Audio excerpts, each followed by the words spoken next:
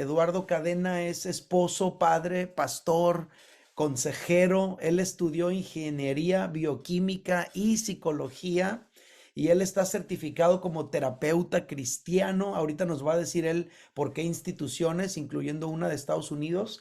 Ha colaborado en un ministerio que se llama Exodus Global Alliance y él ha impartido talleres y conferencias a nivel nacional e internacional sobre recuperación de adicciones, quebranto sexual y relacional. Eduardo también es autor de 3 libros. Uno se llama Confesión y rendición de cuentas. El otro se llama Soy ex gay y ahora qué hago. Y el otro se llama Intimidad quebrantada. Estoy tan, pero tan contento de poder estar reunido con Eduardo Cadena aquí. Yo creo que va a ser de mucha bendición. Y además de todo ese currículum enorme que acabamos de descubrir, Eduardo es una excelente persona. Tengo el gozo de conocerlo. Y pues Eduardo, regálanos un saludo para empezar esta conversación y que la gente pueda tener un primer acceso a ti. Sí, pues un gusto, al contrario, qué honor, Eddie, poder compartir este espacio contigo. Gracias por la invitación. Y pues la gracia de Dios, o sea, yo creo que todos tenemos diferentes habilidades y talentos y eso es parte de nuestro currículum de vida, ¿verdad? Las cosas que podemos aprender, con quienes podemos caminar. Así que detrás de todo eso, aunque suena ahí a veces tan rimbombante, pues sí, es simplemente la gracia de Dios. Así que bueno, Dios les bendiga a todos los que sean conectados, bienvenidos. Yo espero que también puedan disfrutar este tiempo, es como estar ahí, yo me imagino estar ahí en la sala con Eddie, tomando un cafecito, disfrutando una charla aquí entre amigos. Entonces, pues ahí también pueden estar interactuando por medio de las redes sociales, pueden escribir, mandar saluditos, mandar likes, compartan la transmisión. Entonces, pues aquí vamos a hacer de bendición unos para otros. Órales, exactamente. Gracias por esas indicaciones buenísimas y también necesarias, ¿no? Para que pueda haber interacción. Bueno, Tocayo, yo te conocí porque me acuerdo que yo estaba pastoreando en Caléxico y una señora ahí de la congregación me platicó de ti y del ministerio Exodus. Ella estaba teniendo una situación con una de sus hijas y entonces pues me platicó de ti, de cómo Exodus le estaba ayudando a ella como madre y me platicó que ibas a estar en California y que ibas a tener disponible un día por ahí en la semana pues te invité para ir a la congregación y tuviste a bien aceptar y yo estoy tan agradecido con Dios por esa oportunidad. Pero platícanos, ¿qué es Exodus para que la gente pueda tener una primera noción? Con eso vamos a arrancar. Sí, sí, sí, me acuerdo cuando fuimos allá, nosotros fuimos de vacaciones, regularmente pues tomamos un tiempo para visitar a algunos amigos, para pasear, y en aquel entonces, pues nos invitó esta hermana y dijimos, pues bueno, está bien, vamos a ir, y sí, he estado colaborando con Éxodo Latinoamérica, que es un ministerio y bueno, como todo ministerio, es un ministerio cristiano y es un ministerio que motiva, ayuda, capacita al liderazgo de las iglesias locales para que acompañen, para que el equipo de liderazgo local de cada iglesia pueda acompañar pastoralmente, pueda discipular, pueda brindar asesoramiento espiritual a las personas que han sido afectadas por quebrantamiento sexual y relacional. Yo diría que es así como lo que se dedica el ministerio. Ok. ¿Y cómo fue que tú llegaste ahí? ¿Cómo fuiste parte de Exodus? Bueno, yo empecé a colaborar con Éxodos Latinoamérica. Bueno, no empecé de hecho a colaborar. Yo llegué con una necesidad muy grande. Entonces, bueno, yo estaba viviendo con una atracción no deseada hacia personas de mi mismo sexo. Entonces, yo sé que en estos tiempos tan modernos de pronto a esto a alguien le va a chocar, pero yo llegué con una gran necesidad. Yo estaba pues confundido, yo estaba como roto de muchas áreas y no estoy diciendo que todas las personas que estén experimentando atracción al mismo sexo estén en la misma condición en la que cual yo estaba. Yo hablo solo de mi propia experiencia. Yo estaba así, yo me sentía confundido porque además yo había estado en la iglesia durante algún tiempo, ¿no? Y ahora yo lo entiendo así, yo les digo, puedes meter un triciclo en un estacionamiento, pero no se convierte en carro. Entonces yo estaba en una iglesia, pero yo no había tenido un encuentro real con Jesucristo. Entonces yo me acerqué al ministerio pues por información, por dudas, pero lo que encontré a través de mi iglesia local y también a través de este ministerio fue a un Jesús real, a un Mm. Jesús que me amó, a un Jesús que me invitó a caminar con él, a un Jesús que me transformó, me amó. Entonces esa fue mi necesidad. Entonces mi iglesia local también, parte del equipo de liderazgo, ha estado en algunos eventos de Exodus. Entonces, a lo largo de los años, juntos hemos crecido, juntos hemos aprendido y me han acompañado. O sea, la visión que tiene Exodus se ha cumplido en mi iglesia local porque hemos aprendido a acompañar y aprendieron conmigo. A mí me acompañaron, me amaron, oraron conmigo, lloraron conmigo, oraron por mí. Entonces esa fue la razón inicial por la que yo me acerqué al ministerio. Pero conforme fui creciendo, conforme me fui involucrando, bueno, tarde o temprano el Señor como que le pareció buena idea que algunas de las habilidades y de las cosas que fui aprendiendo, pues pudieran ser útiles para otras personas y de esa manera me fui involucrando un poquito más y un poquito más con el ministerio. Ok, qué bendición, pues qué interesante, ¿no? Cómo finalmente la iglesia local necesita apoyarse de ministerios que vienen a auxiliarla en esas áreas en las que a veces, pues las congregaciones no sabemos quizá de qué manera acompañar, quizá de qué manera, ayudar a personas que están con diferentes tipos de luchas en la vida. O sea, la iglesia a veces se enfoca en una dirección, en un rumbo, pero no estamos a veces tan preparados para atender en otras áreas. En esa ocasión que tú estuviste allí con nosotros en la congregación, a mí me impactó mucho escuchar esa plática que tú diste. Hablaste de muchos aspectos sobre la homosexualidad y, y algo que me llamó mucho la atención fue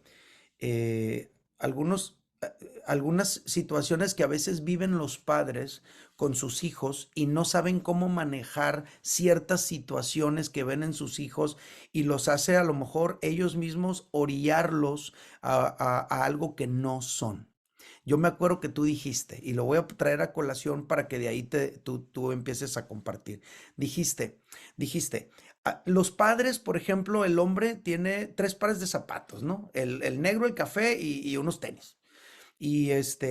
Pero el niño a lo mejor es un niño que es orientado al diseño, al color y que le gusta, no sé, tocar y se fija en el closet de su mamá y hay 20 tipos de zapatos diferentes y no es que el niño sea homosexual, es simple y sencillamente que le atrae a lo mejor los colores, los diseños, pero el padre ya lo asumió como tal solamente porque se sintió atraído a lo mejor por los diseños de la ropa de su mamá o de sus zapatos, etcétera, pero al no saber cómo manejar las cosas, entonces el padre mismo de alguna manera genera algo, a lo mejor un rechazo, a lo mejor algo impropio. Eso fue tan importante, creo yo, y yo creo que es algo con lo que viven muchos padres.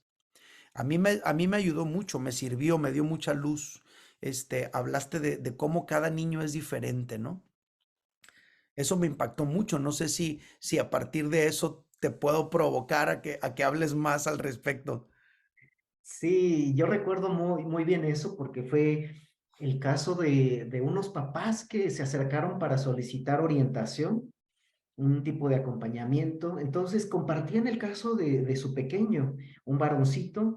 Entonces, y eso justamente, no todos los casos son iguales, pero de ahí podemos extraer algo de enseñanza de vida, porque a veces como padres o como personas etiquetamos. Y es bien fácil que etiquetemos. Y aquí en México se nos da el etiquetar, ¿no? Vemos a alguien con algún defecto y ya le pusimos un apodo y una etiqueta. Ujú. Entonces, es cierto, nadie sabe ser padre. Esa es una realidad. No hay un manual. Digo, bueno, la Biblia nos da principios bíblicos para la paternidad y de cómo ejercerla bien y todo, pero es una frase popular que se escucha, ¿no? De nadie nace sabiendo ser padre. Pero si nos acercamos a la Biblia, vamos a encontrar principios bíblicos bien prácticos para tener una paternidad con éxito, ¿no? Ahora, en esta cuestión, los papás se acercaron solicitando como asesoría porque tenían esa duda. Le empezaron a poner como la etiqueta a su hijo. No se la decían, pero ya se la habían puesto. Mi hijo quizá es homosexual. Y entonces les dijimos, ah, caray, ¿cómo es que ustedes saben eso, no?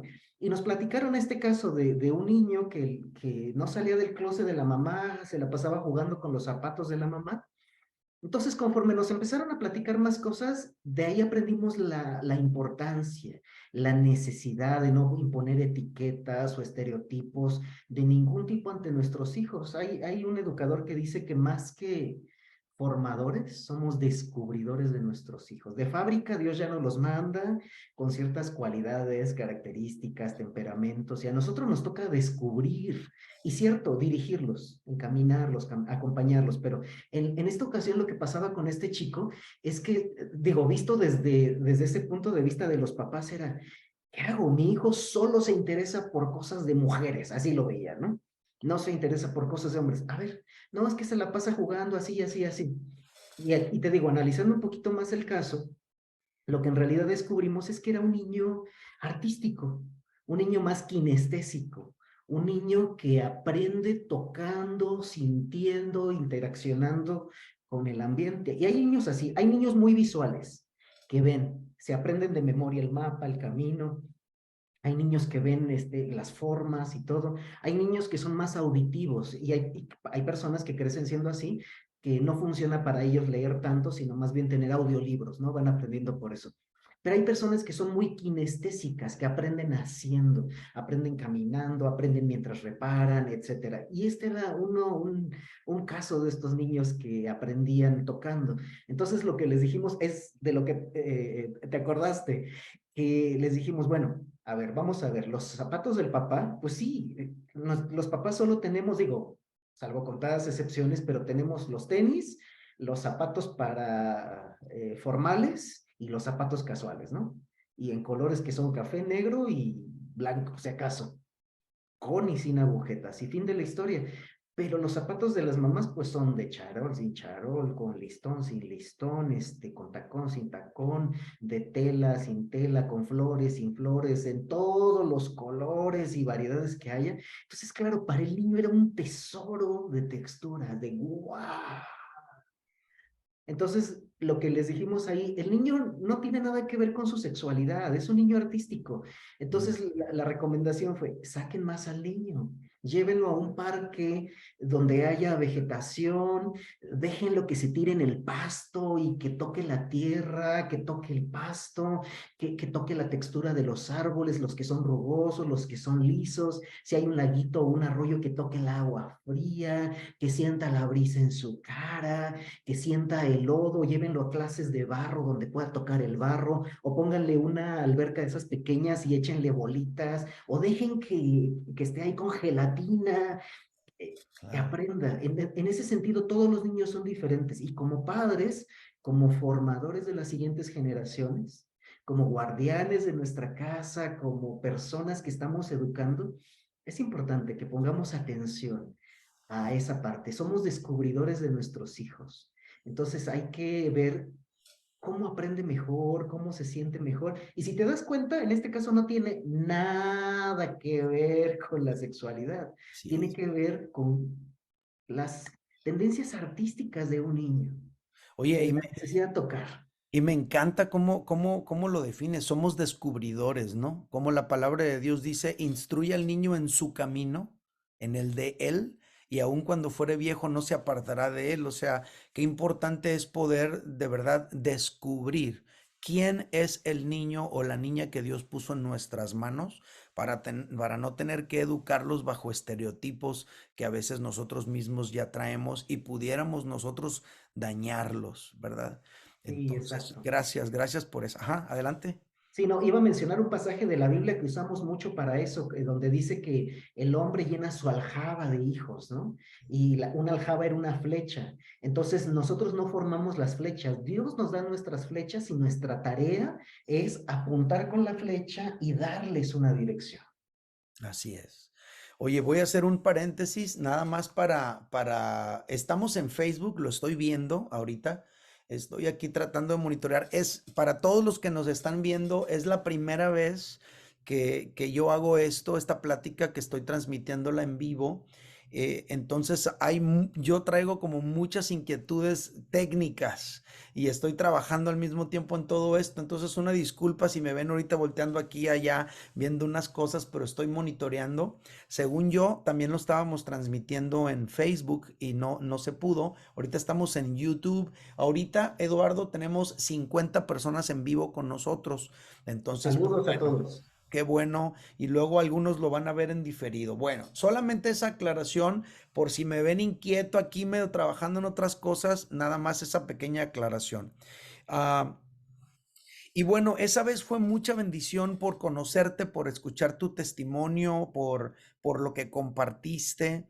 Me gustaría mucho que la gente supiera, pues ya escucharon tu currículum, todo lo que tú eres. A lo mejor algunos entraron tarde, luego yo tuve un problema aquí con esto de la transmisión. Lo voy a repetir por eso. Eduardo Cadena es esposo, padre, pastor, consejero y él estudió ingeniería bioquímica y psicología. Pero Eduardo también está certificado como terapeuta cristiano. Aquí dice que hay dos instituciones en las que está certificado. ¿Cuáles son esas dos instituciones, Eduardo? Bueno, después de estudiar la licenciatura en psicología, bueno, estudié algo complementario para certificarme como terapeuta cristiano. No Ujú. hay una terapia cristiana como tal, pero sí hay una institución que agrupa a psicólogos cristianos y donde nos dan una orientación para atender en las sesiones y no desechar como la fe de las personas. Claro. No quiere decir que como terapeuta cristiano, uno se dedique a evangelizar a las personas. Digo, uno evangeliza a las personas como parte de su vida, no como parte de una labor en específico que uno hace. Pero fíjate que es curioso porque hay veces que uno va a atenderse con alguien que ha estudiado psicología o que está dando consejería, pero de repente como que sientes que tu fe es relegada. Y he escuchado digo, no es ético, pero sí he escuchado de algunos terapeutas que cuando tú expresas que eres cristiano, te dicen, bueno, tú no deberías creer en eso, o eso que tú crees ya no es científico o es retrógrada. Y digo, no es ético, porque eso forma parte de la estructura, de las creencias de la persona y debe ser respetado, ¿no? Ujú. Entonces, en ese sentido, yo aprendí eso. Si la persona trae su espiritualidad a la sesión, no importa si es una persona cristiana, una persona católica, una persona con otra creencia religiosa, es parte de su estructura y es parte de lo que le da razón de ser a la persona, ¿no? Entonces uno tiene que escuchar a las personas en su yo integral. Entonces en esa labor como terapeuta cristiano aprendí eso. Aprendí a que si las personas traen su espiritualidad a la sesión, yo no la voy a sacar, ellos decidieron traerla. Claro, claro, Entonces, en ese claro. sentido, por eso es interesante esta parte de la formación como terapeuta cristiano. Yo me certifiqué con una institución que se llama Saison. Ok. Entonces, que tiene lazos con una institución estadounidense que se llama APSIM y Care Ministries. Entonces, bueno, ahí tienen su relación, pero lo estudié ahí con ellos. Genial, muy buena, muy bien. Qué bueno que puedes tener de alguna manera esa certificación secular que para muchas personas importa, ¿no? Obviamente, lo que hace la obra en las vidas, pues no es quien te certificó, sino la obra de Dios en tu vida y lo que tú puedes aportar en ese acompañamiento con las personas. Pero para muchos, el hecho de que una institución te avale, pues tiene muchísimo significado. Quiero pedirles de favor a los que están aquí conmigo en YouTube, si son tan amables de darle like, de compartirlo, este link para que otras personas lo puedan ver, ya que tuve problemas para poderlo transmitir en Facebook también, se los agradecería mucho. Ok, Eduardo, dijimos que íbamos a platicar de quebranto sexual, homosexualidad e ideología de género. ¿Qué sería quebranto sexual? ¿Cómo lo defines tú? ¿De qué estamos hablando cuando utilizamos ese concepto? Ya, cuando hablamos de quebranto, en especial quebrantamiento sexual, estamos hablando de una sexualidad dañada, Mm. una sexualidad lastimada, una sexualidad apartada del diseño de Dios. Entonces, estamos hablando para gente cristiana. Entonces, la gente que no es cristiana vive su vida, digo, cristianos y no cristianos, cada quien vive su vida, en el ámbito que quiere, pero estoy hablando de que nosotros como cristianos, como personas del reino, como personas que hemos aceptado una cultura del reino de los cielos para nuestras propias vidas, nuestra norma de fe y conducta es la Biblia. Así es. Entonces, para aquellas personas que no conocen de Dios y que no quieren saber de Él, para aquellas personas que no tienen la Biblia como regla de fe y conducta, no aplica eso. Para ellos, ellos se guían por los códigos que consideran pertinentes y demás, ¿verdad? Y es muy respetable también.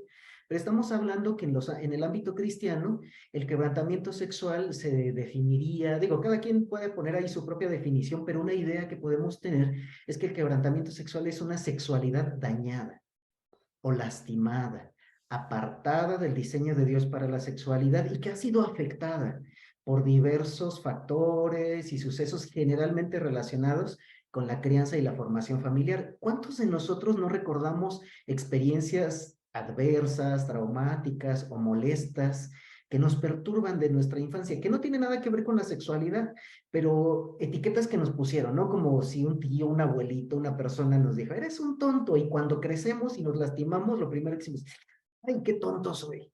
Internalizamos eso, entonces a eso me voy que somos afectados por diferentes sucesos que ocurren mientras somos criados, mientras estamos siendo formados en la familia. Entonces el quebrantamiento sexual es esa sexualidad que ha sido o dañada o lastimada o apartada del diseño de Dios. Entonces, ¿cuántos tipos de quebrantamiento sexual hay? Muchos. Por ejemplo, el adulterio. El adulterio no forma parte del plan de Dios para la sexualidad, ni la fornicación, ni la pornografía, ni el voyerismo, ni el exhibicionismo, ni el incesto, ni la pedofilia, ni la necrofilia, ni en este caso, la homosexualidad. Vemos que de acuerdo a la Biblia, de acuerdo a las directrices que nos marca el Señor, todas estas formas de sexualidad no son parte del diseño de Dios para nosotros. Entonces, a eso me refiero con quebrantamiento sexual. Hay gente que piensa luego en homosexualidad, lesbianismo. No, no, no. Cualquier forma de sexualidad dañada, lastimada, apartada del diseño de Dios es quebrantamiento sexual. Oye, qué interesante, qué bueno que lo mencionas, porque tienes toda la razón. O sea, se habla del quebrantamiento sexual e inmediatamente alguien lo relaciona con el asunto de la homosexualidad. Y qué bueno ampliarlo de esa manera. Y retomando un poquito lo que hablábamos anteriormente, esa falta de no haber descubierto eh, cómo son nuestros hijos, nos podrían llevarlos a generar ese quebranto sexual. Porque regresando al asunto del niño kinestésico, regresando al niño que es artístico y que el padre, eso no está dentro de su categoría de lo que es masculinidad y que inmediatamente ofende a su hijo o lo clasifica, lo cataloga, lo repele porque dicen, ah, tú eres gay o lo que sea, pues ya está quebrantándolo sexualmente cuando no tiene nada que ver una cosa con la otra. Entonces, qué interesante definición. Aquí alguien te hace una pregunta muy importante, creo yo, Eduardo.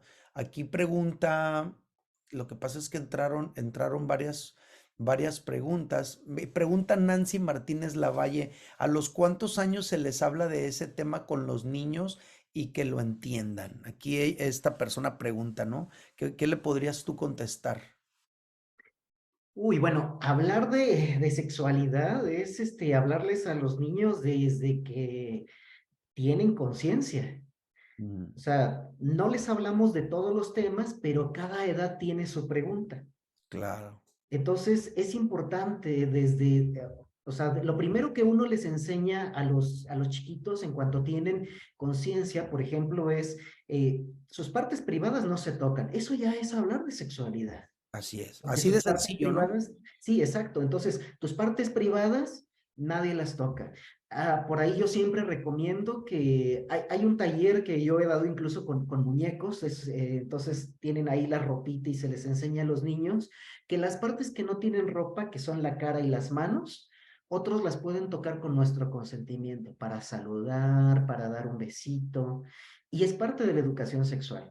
Las partes que están debajo de la ropita, papá, mamá las pueden tocar cuando nos enseñan a bañarnos, a asearnos, pero las partes que están debajo del calzoncito, solo nosotros las aseamos. Papá y mamá nos enseñan en un tiempo cómo asear nuestras partes íntimas, pero llega un momento en el que nosotros tenemos que asearlas por nosotros mismos y nadie, salvo un médico en presencia de papá o mamá, puede tocarlas. Ya desde ahí estamos enseñando sexualidad. Cuando van creciendo van aprendiendo diferencias entre hombre y mujer, van aprendiendo un montón de cosas, pero ya desde esa edad, o sea, la pregunta va, ¿desde qué edad? Desde que tienen conciencia les podemos ir enseñando diferentes cosas. Hay un libro por ahí que se llama, lo tenía en la punta de la lengua, ahorita si me acuerdo se los digo, pero es un libro muy bueno, es un libro que escribió un autor cristiano que se llama Educación Sexual Sana para tus hijos, de Jim Burns. Y ese libro habla de qué es lo que se tiene que hablar en cada edad. Genial. Entonces, desde los 2, 3 años que ya tienen ya tienen esas memorias verbales, ya pueden hablar, ya tienen el lenguaje, qué enseñar entre los 3 y los 5 años, qué enseñar entre los 6 y los 9 años, de los 10 a los 13, etcétera, etcétera. Es un tema muy amplio, pero yo les recomiendo ese libro, tiene pautas muy buenas. Educación sexual sana para tus hijos de Jim Burns. Oye, qué interesante, o sea, es ir a hablar, hablando con ellos en la naturalidad de sus propias vidas, pero aquí entra el asunto de nosotros como papás, ¿verdad? Si Sí, nosotros traemos, porque a ajá, veces lo que pasa es que queremos tener lo clásico. Oh, ya el niño tuvo su primera emisión de semen y entonces nos asustamos. ¿Qué hago? ¿Cómo hablo de sexualidad con mis hijos que ya tienen 14 años? No, no debemos tener la charla de horas. No, tenemos que ir construyendo pequeñas charlas de 5 minutos a lo largo de los años, en la de tal naturalidad de manera la que vida. cuando ellos lleguen a una edad de la pubertad y demás, ya están educados en la sexualidad. Ujú, definitivamente. ¿Y cuál fue tu experiencia, Eduardo? Cuál es tu testimonio al respecto? O sea, tú no te acercas a las personas con tu mensaje solamente desde la perspectiva de un psicólogo o solamente desde la perspectiva de un terapeuta o de un pastor. Tú también te acercas a este tema desde tu propia experiencia. Y ahorita que empieces a compartirnos tu experiencia, en esa ocasión que tú estuviste con nosotros, tanto en Caléxico como en Mazatlán, hablaste de la importancia de la comunidad cristiana para ayudarte en tu restauración.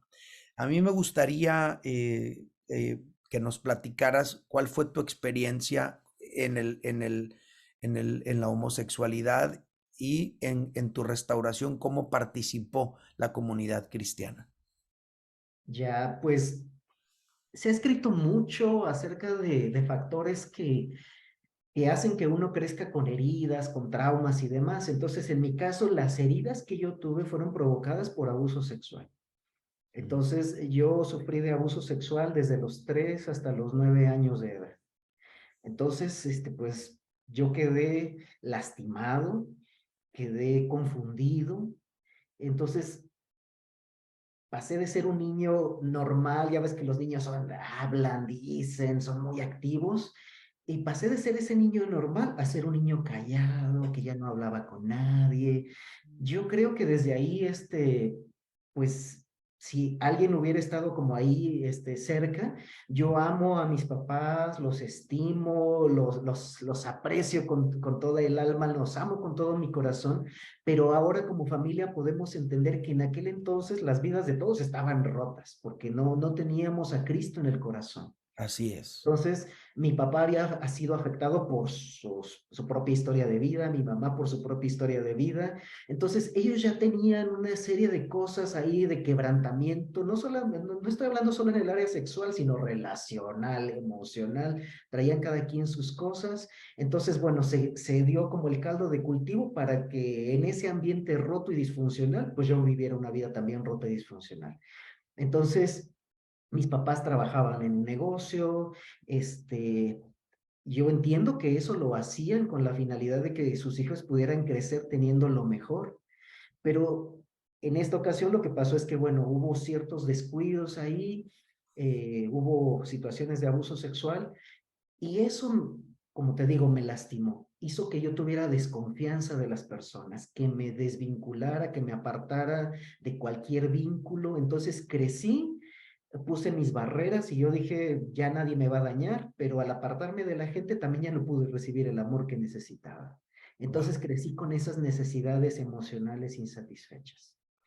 Después, bueno, mis papás llegan a Cristo y entonces algunas cosas empiezan a cambiar en casa, pero ya esas cosas que habían sido dañadas, lastimadas, ahí quedaron, pudriéndose, porque una herida que no es sanada se va supurando, va empeorando y eso es lo que pasó en mi vida. Esas heridas fueron creciendo más y más. Entonces, pues bueno, estoy hablando de hace más de 20 años en donde algunas iglesias tenían el mensaje de que los homosexuales se van a ir al infierno. Y yo aquí hago un pequeño paréntesis de las cosas que he aprendido, que no solamente los homosexuales se van a ir al infierno, sino también los heterosexuales. Así es.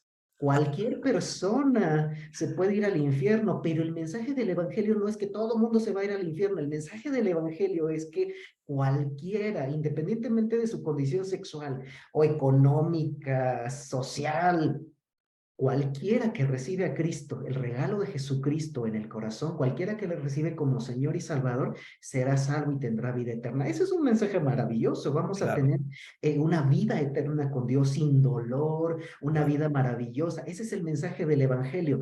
Pero yo había escuchado algo diferente. Entonces, como yo empecé a experimentar estas atracciones al mismo sexo, pues yo decía, ¿qué voy a hacer? Me voy a ir al infierno. Entonces yo solito me fui apartando aún más porque era un mensaje como condenatorio, ¿no? Y entonces, ¿qué es lo que sucede? Que, bueno, Dios a través de la figura de mi pastor me alcanzó. Mm. Porque en medio de una vida de pecado, en medio de una vida con tantas heridas, con tantas necesidades, que fue mi caso, yo tenía tanta necesidad de Dios. Y Dios a través de mi pastor me alcanzó. Mi pastor me dijo que me amaba y tenía una comunidad de fe que me lo demostró con hechos, que me amaban. Ellos lloraron conmigo, oraron por mí, me incluyeron en sus grupos. Y como dice el Salmo 68, Dios hace habitar en familia al quebrantado. Amén. El propósito de Dios es que nosotros como iglesia o como iglesias locales seamos comunidades sanadoras, donde desborde el amor de Dios, donde aceptemos a cualquiera que llegue con una necesidad en la condición en la que están. A mí nadie me dijo, tienes que cambiar para ser aceptado. A mí me dijeron, Dios te acepta tal y como eres. Y a Mm. cualquiera que esté escuchando este mensaje le dijo lo mismo, Dios te acepta tal y como eres. No necesitas cambiar ni un ápice. Dios te ama tal y como eres y murió por ti. Y Él te ama tanto que quiere llevarte al cielo a vivir con Él. Y ese es el mensaje que yo escuché de la vida de mi pastor y de la iglesia que me arropó. Un mensaje de amor, un mensaje de comunidad, un mensaje de poder, un mensaje de fortaleza, de consuelo, del abrazo del Padre. Mm. Eso fue lo que a mí sanó mis heridas.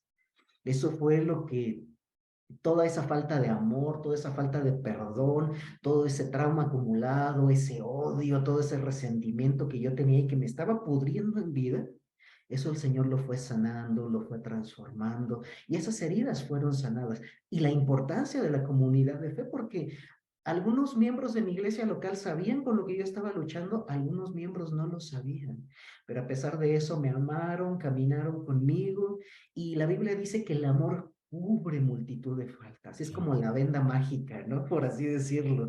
El amor es la venda mágica o la venda de sanidad que la iglesia hace, arropa a la persona, la venda. Como dice la palabra, el Señor sana nuestras heridas, sana nuestro corazón. Eso es lo que pasó conmigo. Antes era ciego y ahora veo. Qué alegría. Entonces, si hiciéramos un resumen, lo que pudiéramos eh, ponerlo como por capítulos, por decirlo así, o por segmentos, la primera etapa de tu vida, de alguna manera lo podemos decir como que el descuido de tus padres por estar tratando de darles lo mejor, enfocados totalmente en el trabajo, generó que tú sufrieras quebranto sexual. Eso, abuso sexual. Eso generó en ti que te retraíste y que tu vida empezó a cambiar para mal en ese sentido y te generó ese quebranto, esa confusión, por decirlo de alguna manera. Tus padres empiezan a ir a la congregación, empieza a haber cambios y de alguna manera tú tuviste un contacto con la iglesia local, pero el mensaje inicial, por decir así, no sé si entiendo que estuvieron en dos congregaciones diferentes. El mensaje inicial de alguna manera era fuerte, condenatorio, y eso de alguna manera te hizo sentir que no podías ser parte, pero Dios utilizó a alguien que con amor y misericordia te mostró a un Dios de amor. Empezó tu proceso de sanidad y la iglesia local te arropó en el proceso de ser restaurado. ¿Eso es correcto? ¿Lo dije bien? ¿Ese resumen está bien dicho? Sí, sí, perfectamente dicho. Oye, y luego dijiste algo y bien interesante en en esa plática que diste en Caléxico, especialmente, Eduardo. Dijiste, yo aprendí a ser hombre, a comportarme como varón con los varones de la iglesia.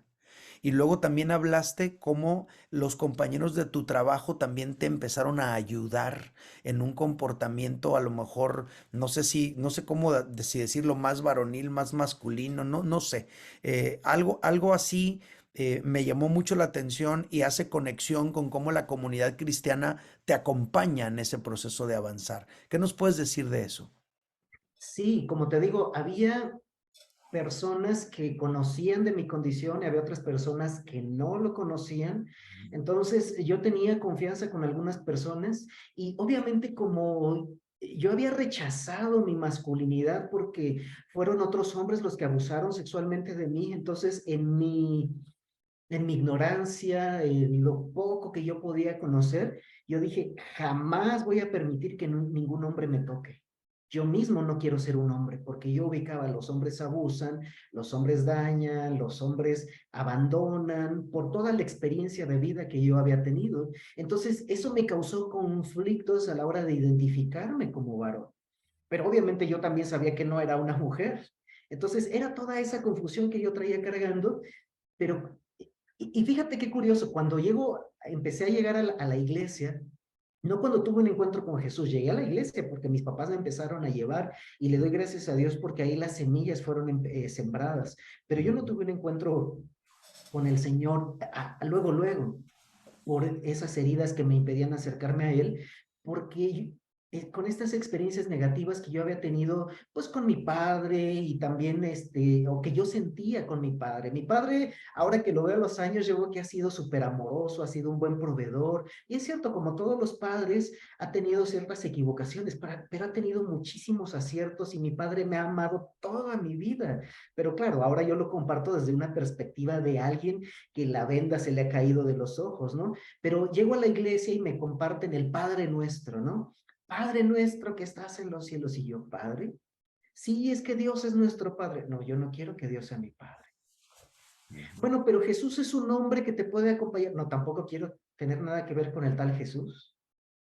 O sea, si Dios es Padre y Jesús es hombre, yo no quiero tener nada que ver con él. Digo, ahora lo entiendo, que Dios es Dios y va más allá de toda nuestra concepción antropomórfica y ese tipo de cuestiones, ¿no?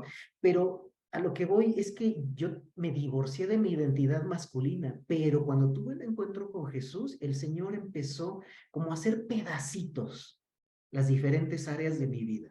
Porque cuando tienes un edificio en ruinas, no lo parchas, lo tiras y lo tienes que hacer de nuevo. Eso es lo que Dios hizo con mi vida. Tiró el edificio y escarbó en lo más hondo y profundo para hacer cimientos fuertes. Y entonces esos cimientos incluían la masculinidad, forjada a través de otros varones. La Biblia dice que hierro con hierro se afila. Ujú. Entonces nosotros somos hombres porque otros hombres nos han instruido, otros hombres nos han enseñado, otros hombres nos han fortalecido, otros hombres han levantado nuestros brazos, otros hombres nos han enseñado cómo hacer diferentes cosas. Y entonces en la iglesia local, también con mi propio padre ya en esa etapa, los varones que estaban a mi alrededor, pues me enseñaron a hacer un montón de cosas que yo no sabía hacer, a tomar riesgos, me enseñaron a cómo comportarme.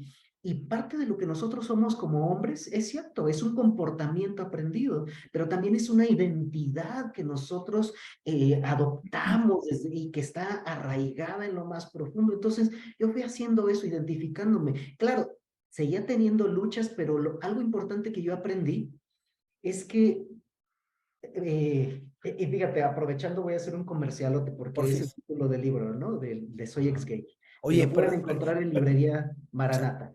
eso es exactamente lo que iba a preguntar, que cómo puedan encontrar tu libro. Lo Gracias. pueden encontrar en la librería Maranata Lindavista de la Ciudad de México. Entonces ahí nos están haciendo el favor de venderlo y De les agradezco distribuir. por ello. Saludos a los hermanos. Pero fíjate, el título del libro se llama Soy ex gay porque yo ya no me identifiqué con esa etiqueta, hablando de etiquetas. Pero lo que voy es que yo decía, ok, antes yo decía soy gay. ¿Y ahora qué soy? ¿Soy ex gay? Por eso el título del libro, soy ex gay y ahora qué hago. Pero con el tiempo yo descubrí que no era ni gay, ni ex gay, ni lo que sea, sino la identidad que tenemos y con lo que Dios nos define es que somos hijos de Dios. Así es. Juan lo define muy bien, más a todos los que le recibieron, a los que creen en su nombre, les dio la autoridad, el derecho, el poder de ser llamados hijos de Dios. Y yo lo entendí, sí, sigo teniendo luchas sexuales, pero ahora soy hijo de Dios. Y eso nadie me lo quita. Soy un hijo de Dios que le ha recibido como Señor y Salvador, que voy al cielo, que está siendo santificado, que está siendo lavado, justificado. Y en eso tuvo mucho que ver la comunidad, la iglesia, que me llevaron a Jesús. Oye, qué impresionante está lo que acabas de decir. O sea, si finalmente vamos a vivir por etiquetas, pues etiquétate de acuerdo a la identidad que tienes en Dios. Soy un hijo de Dios. Eso está genial. Porque todos los hijos de Dios finalmente tenemos luchas distintas, ¿no?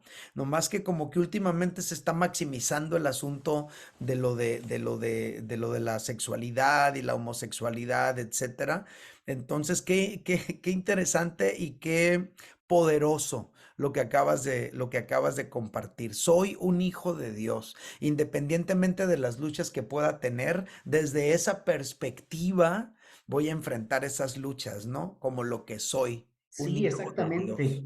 Y yo lo digo porque también habrá gente que nos está escuchando y que pueda tener luchas en su identidad, en su sexualidad, y que alguien le pueda decir, no, es que tú eres, y que lo empiece a etiquetar. No, si tú has recibido a Jesucristo como Señor y Salvador de tu vida, eres un hijo de Dios, eres una hija de Dios. Dios te ama, Dios te acepta así tal y como eres y no necesitas cambiar ni un ápice.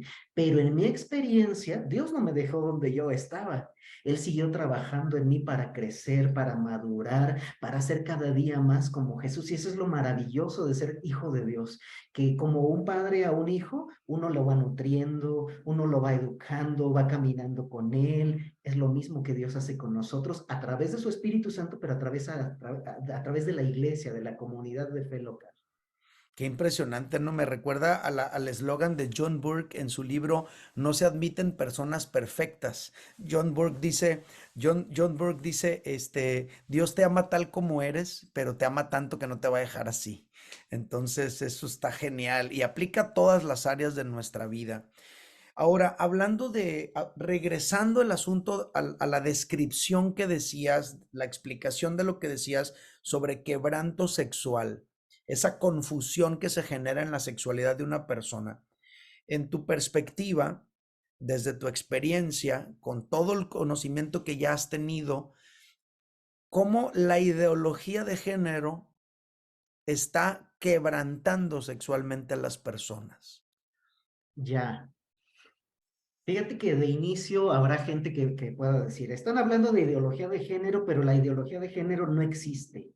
Y estoy en parte de acuerdo y en parte no. Lo que pasa es que no hay algo que se llame como tal ideología de género. O sea, eso sí no lo hay.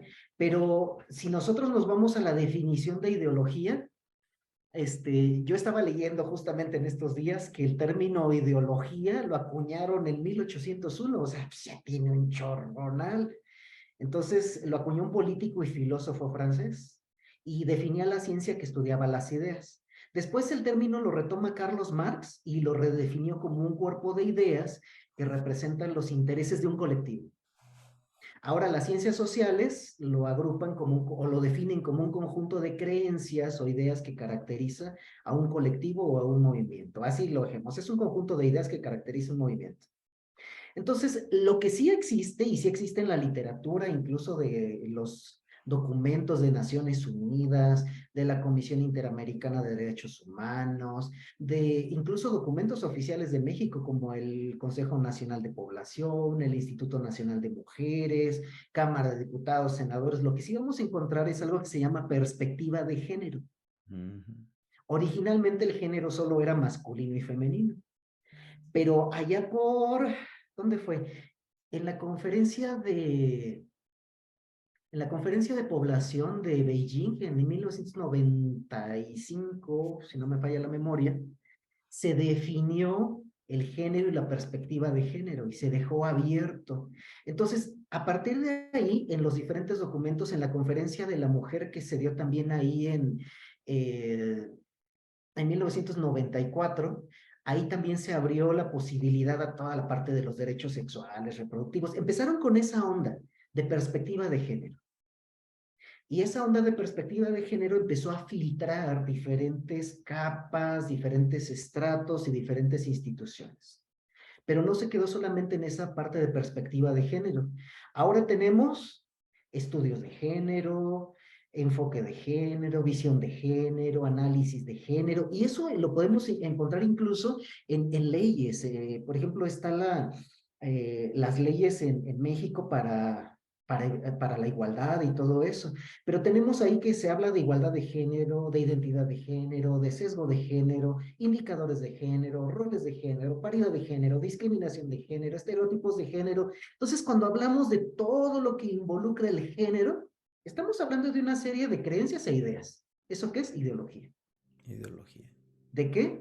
Si tuviéramos que definir qué es ideología de género en términos más formales, tendríamos que decir que es un conjunto de ideas, de creencias que caracterizan a los movimientos feministas y a favor de las mujeres que quieren implementar una perspectiva de género en la cultura, la educación y las instituciones de gobierno para terminar con la desigualdad y la inequidad entre los géneros. O sea, todo eso, pero para más fácil, la gente lo define coloquialmente como esa parte de ideología de género. Y sí, es una ideología porque es una serie de creencias e ideas. ¿Y qué están haciendo eso? Pues lo están incorporando a la sociedad. Y al principio era con la idea de terminar entre la desigualdad que se percibía entre hombres y mujeres. Pero la palabrita género, pues ahora significa lo que quieras. Claro. Entonces, Ujú. esa parte de luchar por la igualdad está fabulosa. Todos somos iguales delante de Dios con los mismos derechos y responsabilidades. Entonces ahí yo digo, palomita, ¿no? Porque hay cosas en las que coincidimos y que como cristianos estamos a favor del empoderamiento de la mujer y también del empoderamiento del hombre y estamos también a favor del empoderamiento de Jesucristo en la vida de hombres y mujeres. Entonces, hay partes en las que coincidimos, pero cuando entramos a esa parte escabrosa de género, entonces, fíjate, yo estuve buscando por ahí en unos documentos oficiales lo que significaba género, y aquí lo tengo. Fíjate que la Organización de Estados Americanos emitió una guía donde dice que la identidad de género es la vivencia interna e individual del género, tal como cada persona la siente profundamente, la cual podría corresponder o no con el sexo asignado al momento del nacimiento. Entonces, cada quien la define. Entonces, esa parte es donde ya no hay límites. Cuando no hay límites es cuando hay confusión. Y estoy hablando desde el punto de vista bíblico. La Biblia nos habla de límites. Ujú. Entonces, hablando de una manera coloquial, por ejemplo, uno tiene su casita, ¿no? Imagínate, yo siempre me imagino la clásica casita, ¿no? Con su cerquita blanca, bien pintadita de madera y todo. Si yo tengo mi casa y tengo mi cerca y viene el vecino y se quiere meter, le digo, no, esa es mi casa. Tú no puedes entrar a mi casa cuando tú quieras, porque es propiedad privada, porque es mi casa y porque yo le permito la entrada a quien yo quiera. Y eso es adecuado, así nadie se va a meter y se va a llevar cosas que no son de él, ¿verdad? Claro. Los límites son adecuados. Entonces, en cuanto a la parte de identidad, tenemos límites. Hay hombres y hay mujeres, ¿no? Estamos hablando de cómo nos lo define Génesis. Génesis dice que Dios nos creó hombre y mujer. Si hay Así. alguien que está viendo esto y no es cristiano y la Biblia ni la toma en cuenta, pues esto no es para ti, esto es para aquellos que somos cristianos y nos guiamos por la Biblia como regla de fe y conducta.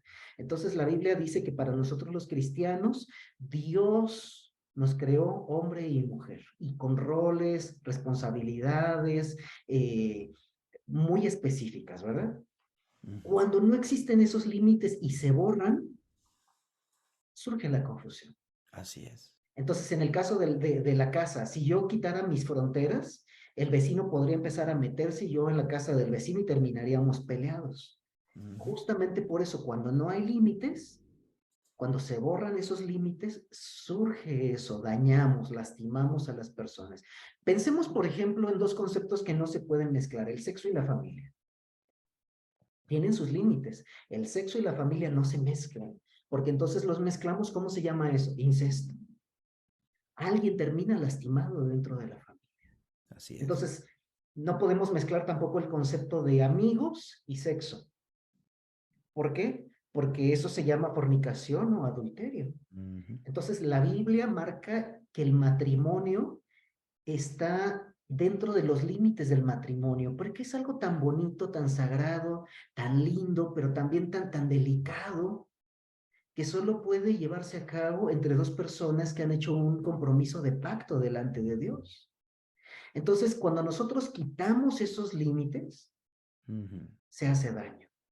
Entonces, yo sé que los que nos están viendo y que son cristianos, pues educamos a nuestros hijos de acuerdo a los principios bíblicos. Pero, ¿qué sucede cuando esos principios de género, de dilución de género, lo quieren aplicar a toda la sociedad en general, estén o no de acuerdo con eso? Ujú. Estamos causando daño y es como querer obligar. Ahora lo educa de esa manera, ¿no? Ahora te lo meto a fuerza. Ahora lo tienes que comulgar con esa ideología.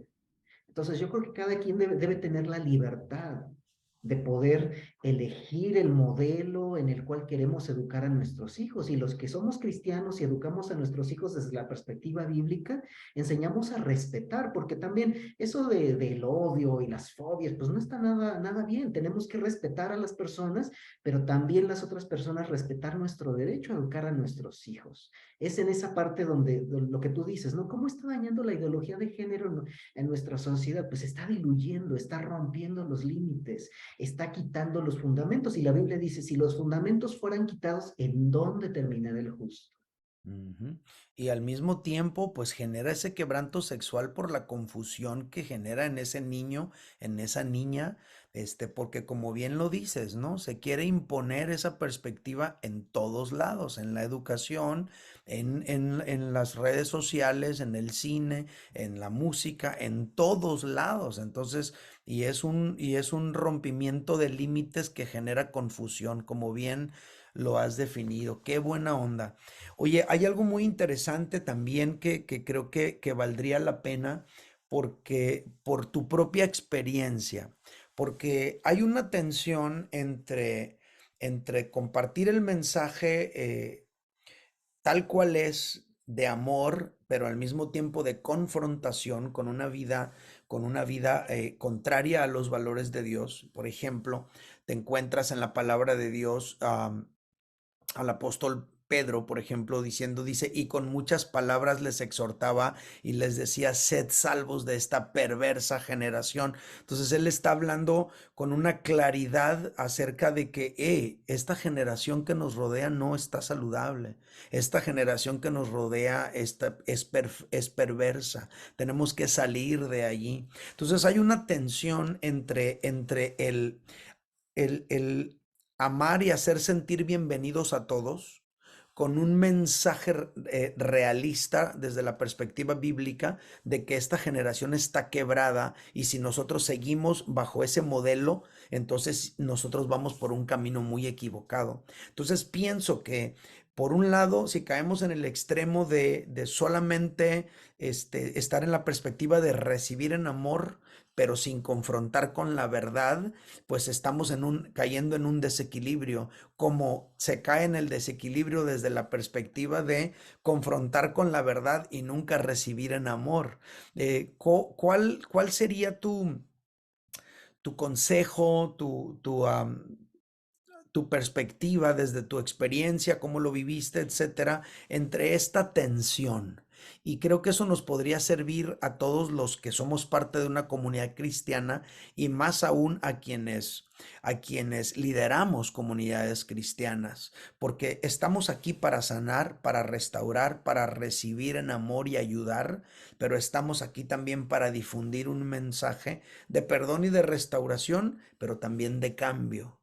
Este, ¿qué, ¿Cómo fue tu experiencia en ese sentido, hablando de estos dos aspectos que tienen tensión entre sí mismo y qué recomendaciones nos pudieras dar?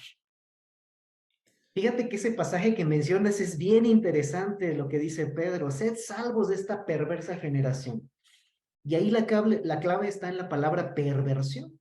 Reversión. La definición más sencilla de perversión es exigir de alguna cosa o persona algo para lo cual no fue diseñado.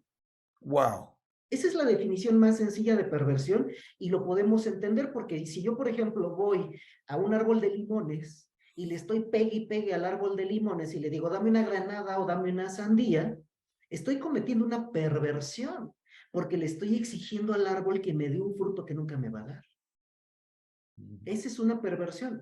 Ahora, cuando un adulto le está pidiendo a un niño que tenga relaciones sexuales con él, está cometiendo un acto perverso. ¿Por qué? Porque ese niño no está listo para tener relaciones sexuales. Ese niño no tiene la preparación emocional, ni la preparación física, ni el conocimiento para poder tomar esa decisión. Entonces está cometiendo un acto perverso. Pero ¿por qué Pedro habla de una perversa generación? Porque en el mundo en el que estamos viviendo es un mundo de más, más, más, más, más, y nunca se sacia. Por ejemplo, veámoslo en la cuestión de la comida. Tú ves ahora que se han puesto de moda puestos de comida donde te dan una hamburguesa de 8 pisos. Y entonces el vecino de enfrente dice, wow, le fue muy bien a este compadre, entonces ahora yo voy a abrir un negocio donde te voy a ofrecer una hamburguesa de 15 pisos de alto, más. No hay nadie que se pueda comer esa hamburguesa, pero yo te estoy ofreciendo más.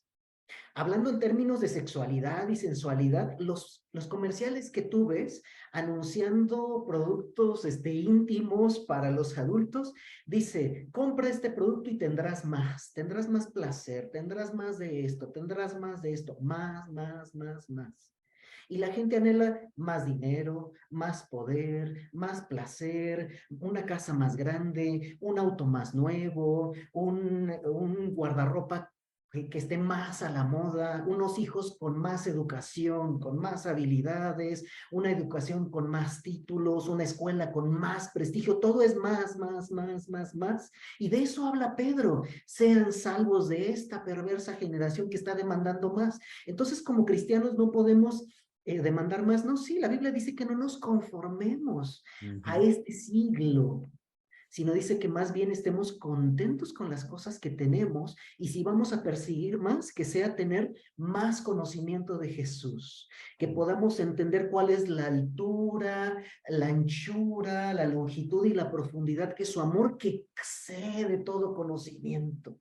Entonces, ahí la Biblia nos está diciendo, si vamos a tener de algo más, tengamos más vida eterna, tengamos más amor, tengamos más misericordia, tengamos más paciencia. Y ese es el mensaje pertinente con la iglesia, que debemos nosotros anunciar más de Jesús, más de su amor.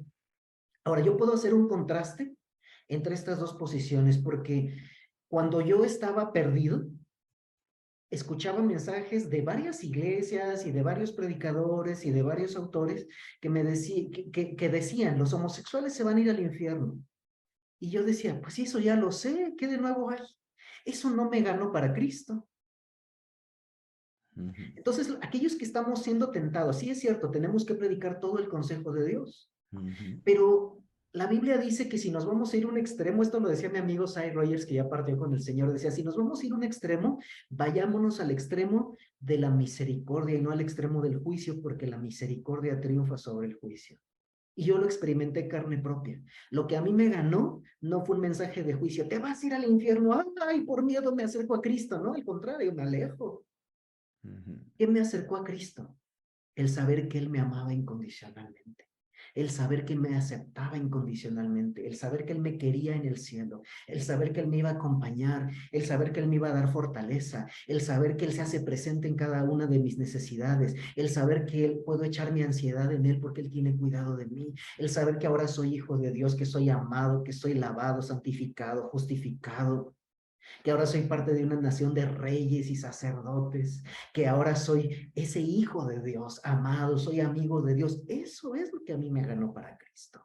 Entonces, si te das cuenta, cuando Pedro dice, sean salvos de esta perversa generación, es, no nos vayamos con el mensaje de más, esta vida, sé exitoso en esta vida, ten más placer en esta vida, sino más bien pensemos para la eternidad. ¿Dónde está tu alma? ¿Dónde vas a pasar la eternidad? Pásala con aquel que te ama. Ujú. Pásala en el cielo, que es un lugar de gozo, de paz, de fiesta. Ajá. ¿Y en qué momento, Eduardo, tú empezaste a identificar, sabes qué? O tú ya habías sentido en tu corazón, yo no puedo seguir en esta vida y quiero acercarme a Dios, o fue al revés, te empezaste a acercar a Dios y luego dijiste, como estoy con Él, yo ya no quiero vivir, seguir en esta vida. ¿Cómo sucedió? Porque está perfectamente claro y comprendido el hecho del amor y la aceptación que recibiste en el Señor, pero hubo aspectos muy específicos que tú entendiste que tenías que dejar. ¿Cómo sucedió ese descubrimiento de las cosas específicas de las que tú te tenías que apartar, de las que tenías que salir? Pues más bien ahí se dio porque yo me sentía vacío, Mm, yo me sentía insatisfecho, yo estaba lastimado, estaba herido. Y entonces obviamente empecé a explorar, mm, empecé a buscar en el mundo cómo llenar esos vacíos a través de muchas cosas. claro. Pero entonces cuando llega ese mensaje de Dios a través de mi pastor de te amo, fue de, wow, alguien me ama y no me está pidiendo sexo a cambio. Alguien me ama y no me está pidiendo nada a cambio, sino más bien me dio a su Hijo Jesús.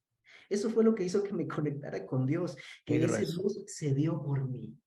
Ese Dios no me pedía nada a cambio. Ese Dios me daba amor y me aceptaba incondicionalmente. Y por eso yo quise caminar con ese Dios y le recibí como Señor y Salvador. Pero a medida que yo empecé a caminar y a entregarle mi corazón y que nací de nuevo, algo en el interior, dice la Biblia, que el Espíritu Santo viene a morar en nosotros. Y Así es. entonces el Espíritu Santo empezó a iluminar mi casa. Entonces, pues se iluminó la sala y esa estaba bien arregladita. Pero cuando el Espíritu Santo se pasó a la recámara, yo pude ver, ay, tengo un cochinero aquí. Y cuando el Espíritu Santo se fue al sótano, empezaron a salir las tarántulas, las arañas, lo sucio, lo podrido de mi vida. Y comprendí que Dios no quería mi vida así. Ujú. Y entonces nadie me dijo, tienes que cambiar, sino más bien conforme el Espíritu Santo iba iluminando esas diferentes áreas de mi vida, yo dije, esta vida que yo he vivido no está de acuerdo con lo que Dios quiere que yo viva. Dios quiere que mi vida esté en orden. Dios quiere que mi vida esté limpia, Ujú. pero no está así. Entonces fue como, Dios, ¿qué hago? Ayúdame, ayúdame. Y no fue Dios, cambia mi sexualidad, sino más bien, Señor, ¿qué áreas de mi vida tú quieres cambiar? Y Dios Exacto. empezó a cambiar diferentes áreas de mi vida, pero yo digo que a veces hay ganancias secundarias, como cuando haces pesas y entonces empiezas a levantar las mancuernillas y se te va fortaleciendo este músculo del brazo, ¿no? Pero como ganancia secundaria, pues tienes un conejote. Otras áreas, otros músculos se ven beneficiados. Lo mismo en la vida cristiana, cuando tú empiezas a poner en orden una parte de tu vida, otras áreas de la vida también se ordenan. Así Y eso es es. lo que Dios hizo. Dios vio mi voluntad y bueno, por mi propia voluntad no fue, sino por la gracia de Dios. Empezó a poner orden en ciertas áreas de mi vida y otras áreas se acomodaron.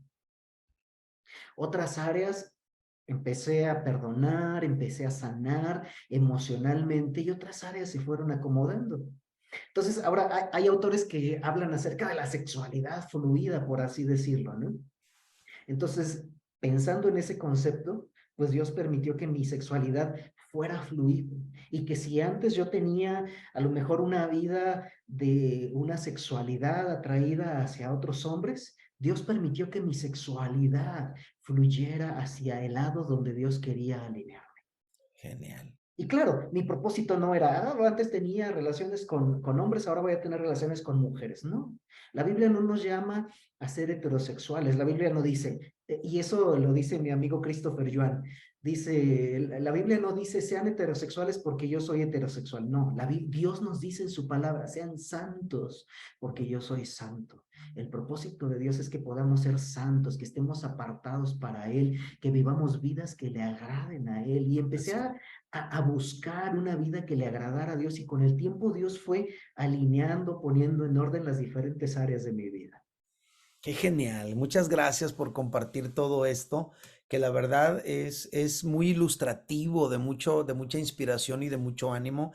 Digo, yo creo que ya tenemos una hora platicando y hay dos preguntas que no quisiera que se me escaparan. La primera es, bueno, yo creo que ya quedó claro aquí. ¿Cuál crees que es el papel de la iglesia? Que el papel que la iglesia debe jugar en este respecto, creo que está más que claro. Pero creo que hay una última pregunta con la que me gustaría cerrar, sobre todo porque la vez pasada que estuvimos platicando tú y yo en privado, dijiste algunas cosas que yo creo que todo pastor debería escuchar. La pregunta es, ¿cómo ves el futuro de la iglesia en cuanto a las legislaciones en contra de las terapias de conversión?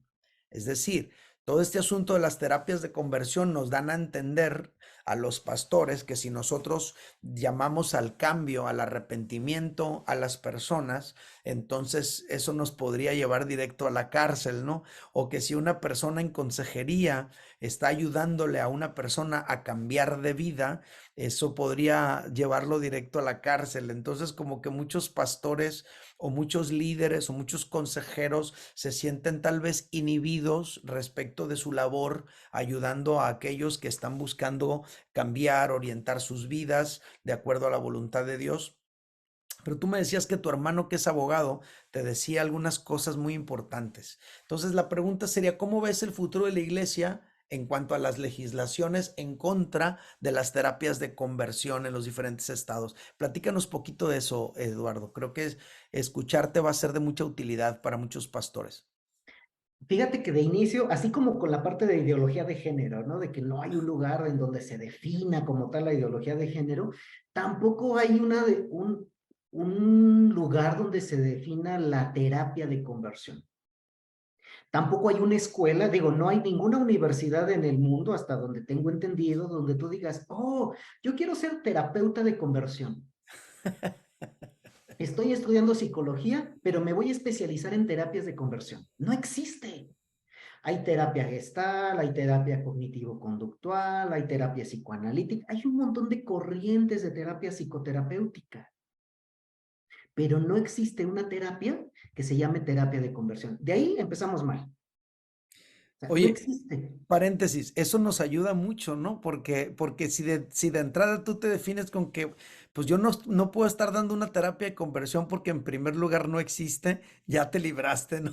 Pero bueno, sí, perdón por la interrupción. Exactamente. O sea, ya desde ahí, o sea, no hay una persona que diga, oh sí, o yo no he visto alguien que haya estudiado psicología y que ponga en su tarjeta, me especializo en terapias de conversión. No, porque de inicio la terapia de conversión no existe. Ha sido un término político que se ha acuñado, pero yo no he visto que a nadie que esté registrado como terapeuta de conversión.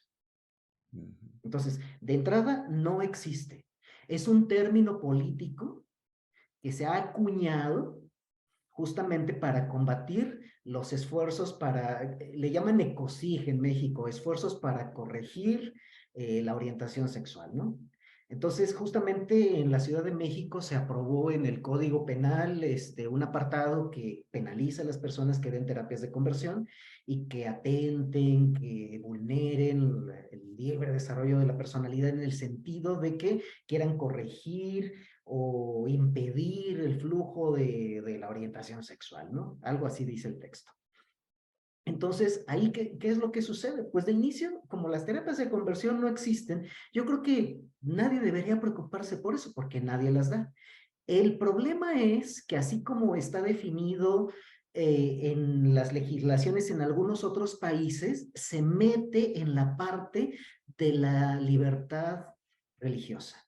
Ujú. Porque una terapia, tú dirías, bueno, es una terapia psicológica en donde se está haciendo esto, pero el Código Penal por ahí incluso lo está definiendo como las prácticas consistentes en sesiones psicológicas, psiquiátricas, métodos o tratamientos, etcétera, etcétera. Lo que la ley define, yo también estoy de acuerdo con eso, porque dice que esas terapias emplean violencia física, moral, psicoemocional, tratos crueles, inhumanos o degradantes que además atentan contra la dignidad humana. Gloria a Dios, qué bueno que se legisle eso, porque nadie tiene derecho a estar atentando contra la dignidad de otro o utilizar violencia de cualquier tipo ante las personas. Entonces, si lo están definiendo de esa manera, qué bueno que estén tratando de quitar esos tratos inhumanos. Entonces, ya de inicio, pues si alguien no está dando terapia de conversión o terapia reparativa o de otras maneras que le han llamado, gloria a Dios. Que se quiten el miedo. Exacto. Ahora, y ese es un mensaje también para los pastores, porque dentro de la experiencia que yo he tenido a lo largo de los años, veo que algunos pastores y algunas personas que se dedican a la consejería quieren curar. Ese es el problema, que Dios no nos ha llamado a curar, sino a acompañar. Ujú. Y me encanta, y fíjate que yo sé que esto va a ser bien polémico, pero te voy a leer una cita que encontré de John Stott, que es un teólogo que muchos conocen, y John Stott dijo que la orientación homosexual es parte de la condición de algunos creyentes, una parte caída, pero una que el Evangelio quizá no borra, sino que llama a la humildad. Ujú. Ahora, yo sé que algunos cristianos que luchan con la homosexualidad están escuchando eso. Y yo lo que quiero decirles es que la cultura del reino y lo que Jesús hacía, él acompañaba. Por ejemplo, vemos con el paralítico, ¿qué es lo que hace? Jesús primero lo alcanzó, después lo tocó, después habló a su corazón, después le perdonó los pecados y hasta el último lo sanó. Ujú. Un proceso, Entonces, ¿no? es un proceso. Lo principal que Dios quiere hacer en nuestras vidas es que podamos estar al alcance de Él y que Él toque todas las áreas de nuestra vida, incluyendo la sexualidad, incluyendo las relaciones, incluyendo la manera en la que nosotros actuamos. Pero fíjate que también encontré una cita de Henry Nouwen. Esta me encanta porque dice Henry Nouwen, no somos capaces de curar, pero siempre somos capaces de cuidar. Ujú. Y yo me he encontrado con algunos pastores, afortunadamente han sido una minoría, que me han preguntado y me han dicho, tengo un miembro de mi congregación que es homosexual, ¿no tienen un centro de internamiento a donde yo lo pueda mandar? Y suena muy piadoso, Pues sí, en su corazón está el deseo de ayudar, pero la concepción que tiene de las cosas lo pone Yo que fui complicado. acompañado por la iglesia y que a mí nunca me sacaron de la iglesia, yo lo veo como, ¿a dónde lo quiere mandar? ¿A Claro. Siberia? ¿A la Antártica?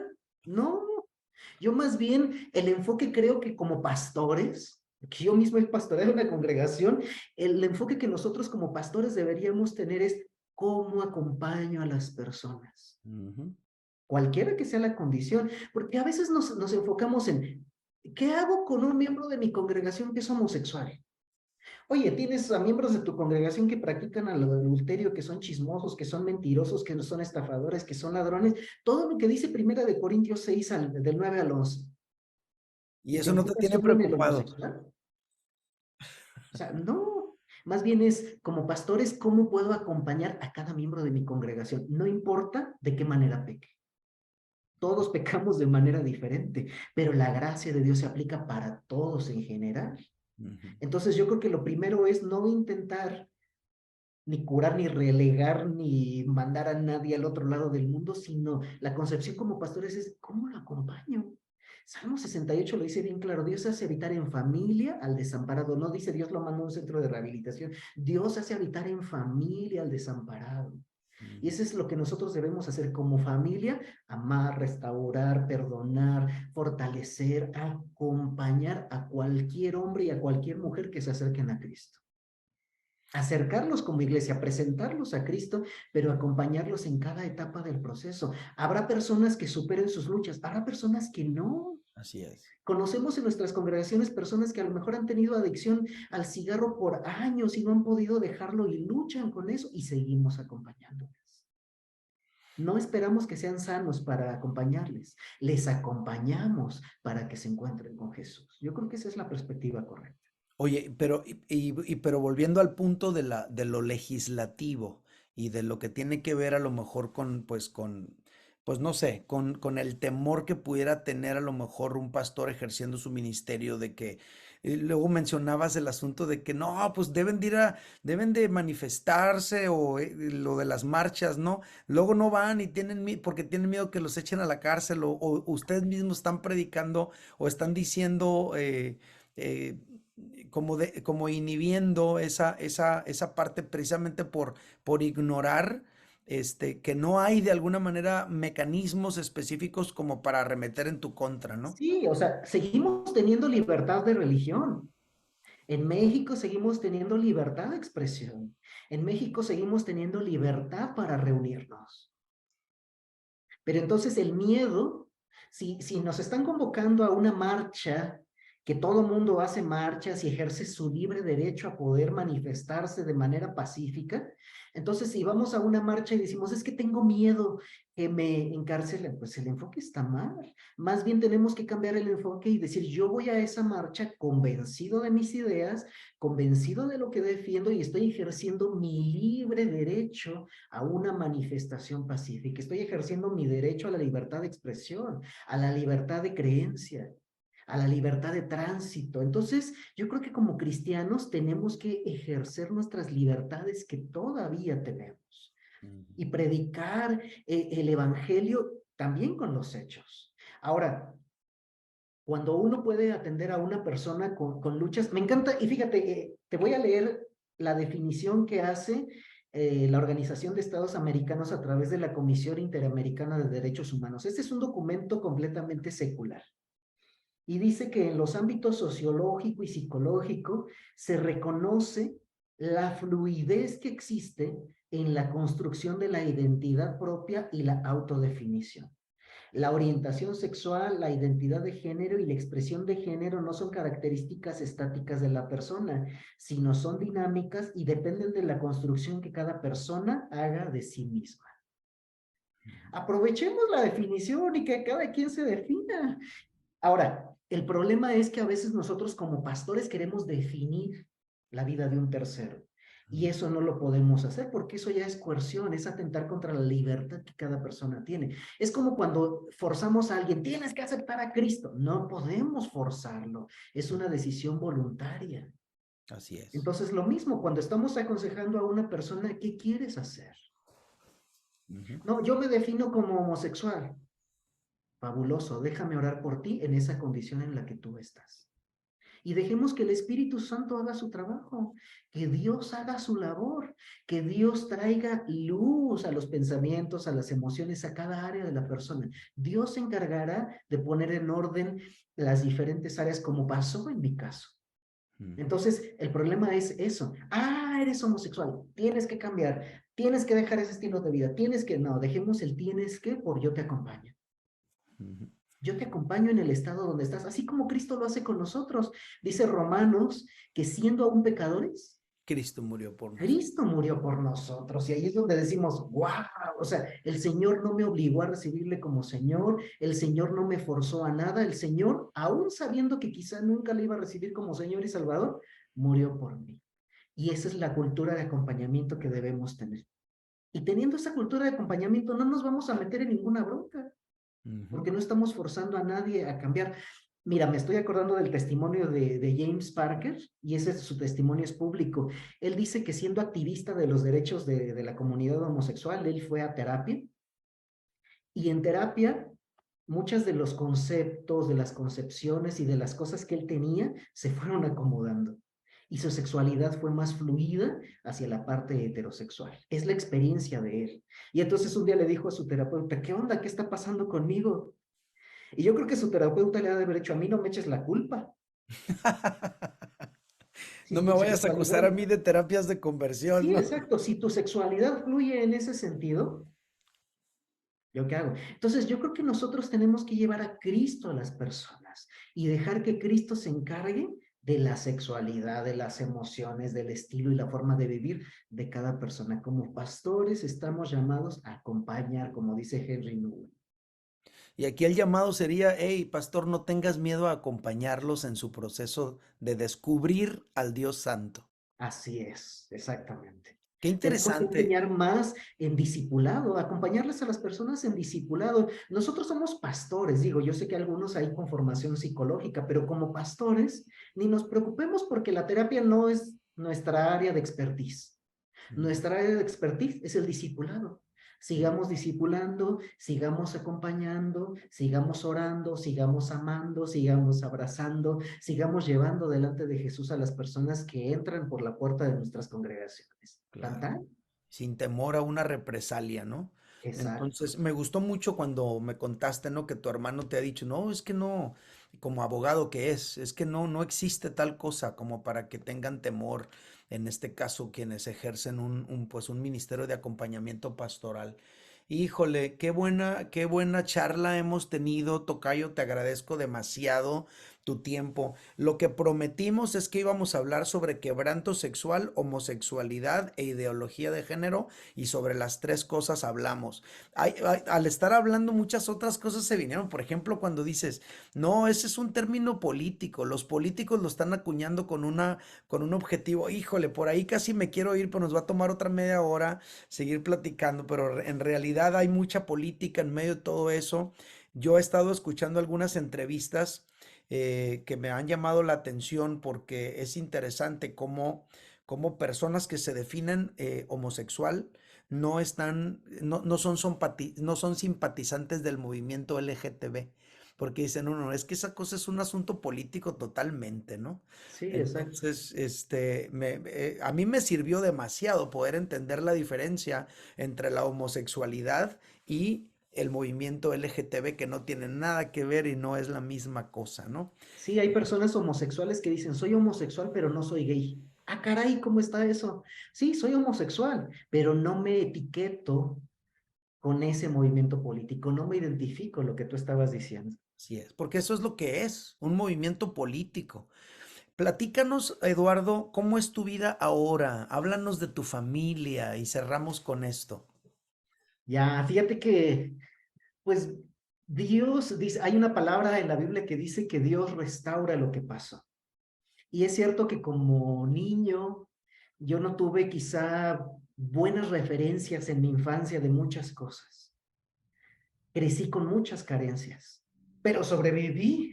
Llegué a la vida adulta, sobreviví. Y yo creo que cuando llegué a Cristo, el Señor empezó a restaurar diferentes áreas de mi vida.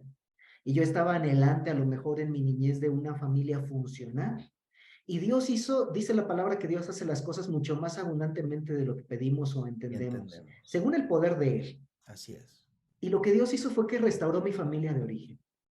Mi papá, mi mamá llegaron a los pies de Cristo, así como yo, mis hermanos también llegaron a Cristo. Y digo, seguimos siendo una familia con muchos defectos que nos vamos esforzando día a día para ser mejores, pero ahora le servimos al Señor, servimos en nuestras iglesias locales, nos amamos, nos apoyamos, pero no solamente eso, sino que Dios permitió que hacia donde Él me llevó, hacia esa sexualidad fluida que fluyó más ahora hacia la parte heterosexual, que pudiera experimentar su gracia. Y que ahí donde yo estaba aprendiera a vivir, aprendiera a esperar en Él y con el tiempo, yo siempre digo que después de Jesús, el regalo más maravilloso que Dios me ha dado es mi esposa. Una mujer que a pesar de saber mis luchas pasadas y conocer mis luchas y defectos presentes, me ama incondicionalmente y ha permanecido conmigo ya por 14 años. Llevamos 14 años de casados, tenemos 2 hijas maravillosas y Dios ahora me da la oportunidad de no solamente preocuparme por mí, sino ahora de ser ese padre proveedor, protector y me esfuerzo por cumplir con esos estándares de amar a mis hijas y recibo el amor que ellas me tienen, me aman y bueno, es una locura el amor de Dios y me siento amado y sé que mis hijas se sienten amadas, mi esposa, estamos viviendo una vida de familia en la que pues seguimos aprendiendo. Yo, como te decía, nadie sabe ser padre, o nadie nace sabiendo ser padre, igual me pasa lo mismo, sigo teniendo muchas dudas, pero en la Biblia no hay pierde, encuentro guías sobre cómo ser mejor padre, sobre cómo ser mejor pastor, mejor ciudadano y poder llevar a las personas a Cristo. Entonces, pues estamos activamente haciendo lo que nos toca, colaborando, sigo colaborando con de repente ahí con Éxodos dando alguna charla y demás, que por cierto van a dar un seminario sobre depresión y suicidio el 11 de marzo. Entonces busquen ahí en la página de Facebook, Éxodos Latinoamérica, y ahí van a encontrar los datos. Entonces, seguimos en esa parte, ayudando a los pastores a que tengan más herramientas para discipular, para acompañar y todo. Genial, genial. Pues Eduardo, muchísimas gracias por tu tiempo. Yo sé que eres un hombre muy ocupado, que tienes tus pacientes que atiendes y gracias de verdad por abrir este espacio. No nada más me ha bendecido a mí tu amistad, no nada más me ha bendecido a mí esta charla. Aquí tenemos 80 personas conectadas y yo sé que en diferido muchos más lo van a poder ver. Y aquí hay mucha gente escribiendo diferentes comentarios, hay personas de diferentes lugares. La mayoría de estos comentarios tienen que ver con gratitud.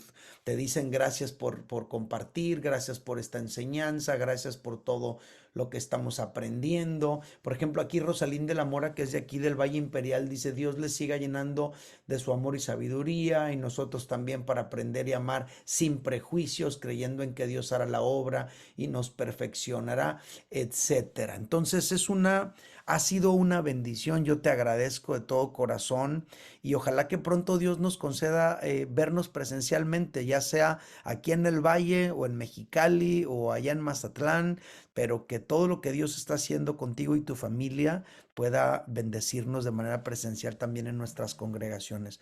Muchísimas gracias, Eduardo. Al contrario, Eddie, también ha sido una gran bendición poder conocerte. Qué privilegio, ¿verdad? Qué privilegio que podamos caminar juntos en el reino. Y qué tiempo tan rico. La verdad es que podríamos aquí estar muchísimo tiempo platicando y demás. El tiempo es limitado, pero bueno, yo espero que los que nos están escuchando se lleven una palabra de bendición. Este Así tiempo es es. para que se lleven algo de parte de Dios a sus vidas y que si están alejados de Dios puedan acercarse a ese Cristo vivo que les ama, que murió por ellos, por nosotros. Qué privilegio. Gracias por la invitación, Eddie. Gracias por pensar en mí. Y pues aquí estamos. Oye, Marisela Allers te mandó saludos aquí entre los comentarios. No sé si tú la recuerdas. Ella Sí, la fue la recuerdo. persona que Saludos a nos conectó. Marisela. Muy bien, pues un abrazo y a ustedes amigos, de verdad, gracias por estar con nosotros, por acompañarnos en esta transmisión. Que Dios les bendiga y pues nos vemos la próxima. Gracias y pues seguimos en contacto.